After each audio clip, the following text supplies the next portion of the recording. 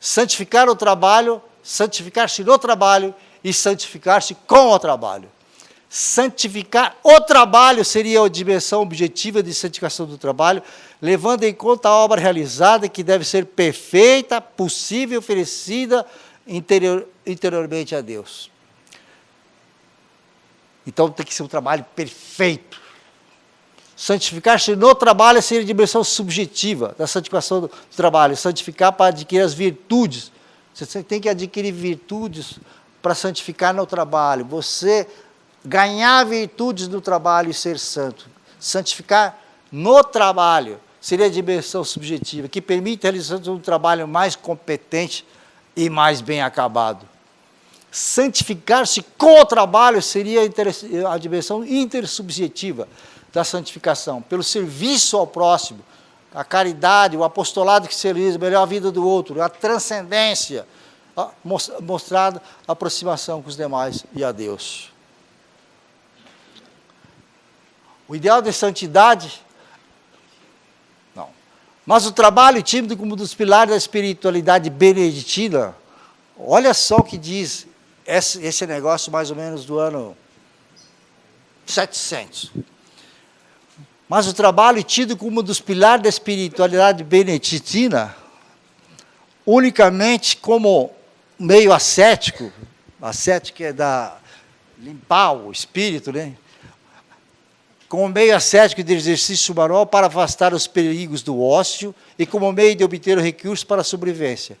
Assim, muitos mosteiros beneditinos da Idade Média, quando o sustento já estava garantido o sustento suficiente, o trabalho limitava-se a fazer o monge, para manter o monge em atividade, razão pelo qual os balaios de vime que se fabricavam durante o dia se desfazia durante a noite, pois o que o importava era trabalhar, mais do que é o produto do trabalho. É manter trabalhando. Você fazia e desfazia para manter trabalhando. Olha só, chegou a esse ponto os beneditinos.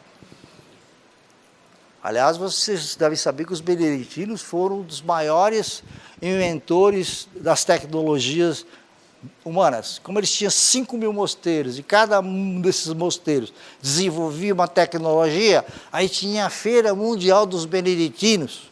Os caras passavam não sei quantos meses andando de cavalo, de carroção, para se encontrar em um determinado lugar, e lá eu inventei a cerveja, eu inventei a bomba, eu inventei o curtume, o vinho. Então eles faziam encontro, a Feira da Ciência dos Beneditinos, e a tecnologia era espalhada para o mundo inteiro. Como drenar pântano, como plantar as coisas, como moer o trigo, como fazer pão diferente, vinho, cerveja, tudo isso aí. Beneditinos.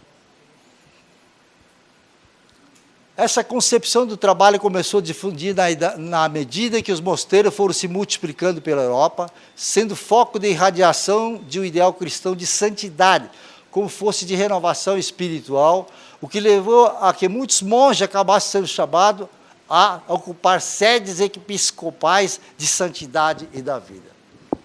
Então, gente, uma coisa que vocês precisam saber. Os monges se destacavam tanto, que a igreja se destacava tanto, e o mundo estava tão perdido, que muitas prefeituras, muitos estados e muitos impérios pediram que a igreja administrasse as coisas. A igreja fosse o governo. Não é que a igreja entrou para ser governo de nada. Os grandes impérios católicos da Idade Média, foi o povo que pediu, porque achavam que eles eram mais corretos, mais trabalhadores e mais honestos.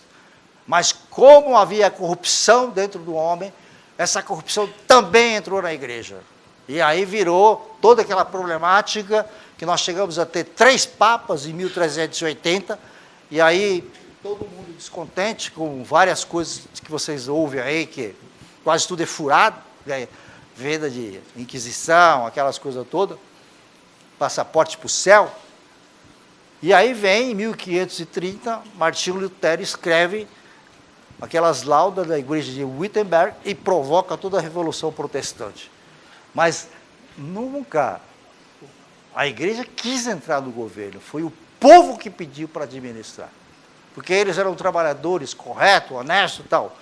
Mas quando eles começaram a administrar, a corrupção está no homem. A corrupção está no homem. Se você não rezar, se você não se confessar, se você não se... Você pode cair a qualquer instante. Eu sempre falo para a Márcia, não vai achar que um dia eu casar de novo, você vai ficar admirada. Não vai, porque eu sou um ser humano normal. Eu tenho que estar rezando direto para que não caia nessa tentação. A pretensa valorização do trabalho levada a cabo com a reforma protestante, com a visão calvinista do sucesso profissional, como sinal de predestinação humana. Então, o João Calvino veio com essa história: quanto mais trabalha, mais se fica rico. Por isso que os Estados Unidos é tão rico. Quanto mais você trabalha, mais você fica rico. Isso é a mentalidade americana. Eles são muito religiosos, mas eles são nesse sentido. Quanto mais eu trabalho, mais eu fico rico. Os Estados Unidos explodiu com a mentalidade calvinista. E a Igreja Católica fala: nossa, esse cara rico deve ter roubado muito. Então, tem umas coisas assim que explicam um pouco a história econômica do mundo.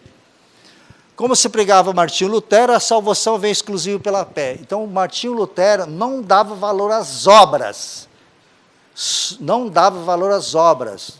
Não dava valor a essa que a igreja faz de obra de caridade, orfanatos, asilos, a maior instituição de caridade do mundo é a igreja, tá? Mas o protestante não tem esse lado, o luterano. As obras não poderá ser redentora para o homem. Assim, no século XVI, quer da órbita católica, quer da órbita protestante, as portas estavam fechadas por uma concepção do trabalho profissional como meio de santificação. Então, até aí, ninguém se santificava no trabalho. Só em 1928, São José Maria de Escrivá, que coloca essa questão da santificação pelo trabalho. Todo trabalho que se realizamos deve ser feito para Deus, não importa o que seja, deve ser feito com amor. Então, como seria esse exemplo de trabalho no Irota? Aí já tem coisa do Irota aí. Se você é empacotador, não empacote as mercadorias, então empacote as mercadorias como se fosse para Deus levar as compras para casa. Se você cozinha na sorveteria, então faça a comida como se fosse para Deus, comer esses alimentos. Se você é caixa, então atenda com agilidade e sorriso no rosto, como se Deus estivesse fazendo as compras. Assim, todos têm uma função muito importante perante Deus: servir. Então, Padre Brito fala: quem não nasceu para servir, não serve para viver. Quando trabalhamos e agimos dessa forma, toda a vida muda de sentido. E toda ela se torna perfeitamente sagrada, pois é vivida plenamente para Deus. Podemos dizer que as gotas honestas do suor que você derramar aqui na terra serão recolhidas ao céu. Daí a importância de não se perder tempo, não jogar a vida fora sem nada fazer.